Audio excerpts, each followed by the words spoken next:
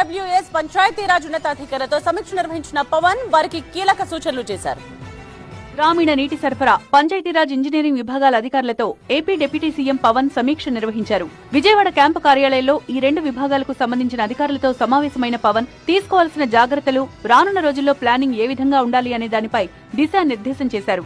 ముఖ్యంగా తాగునీటి సరఫరాలో జాగ్రత్తలు తీసుకోవాలని సూచించారు. ఇటీవల డయేరియా కేసులు నమోదవుతున్న నేపథ్యంలో తాగునీటి సరఫరాపై ప్రత్యేక శ్రద్ధ పెట్టాలన్నారు. తాగునీటి సౌకర్యం లేని గ్రామాలపై దృష్టి పెట్టాలని, జల్ జీవన్ మిషన్ పథకం నిధులను పూర్తి స్థాయిలో సద్వినియోగం చేసుకోవాలని అధికారులకు దిశానిర్దేశం చేశారు. జల్ జీవన్ మిషన్ లాంటి కేంద్ర ప్రభుత్వ పథకాల నిధులకు సంబంధించి రాష్ట్ర ప్రభుత్వం మ్యాచింగ్ గ్రాంట్ వివరాలివ్వాలని అధికారులను ఆదేశించారు. గత ప్రభుత్వం ఈ పథకం నిధులను వినియోగించుకోలేకపోయిందన్నారు. అంతేకాకుండా డేటా ఎంట్రీ ఆపరేటర్లను వైసీపీ వేదనకు గురిచేసిందని ఆరోపించారు.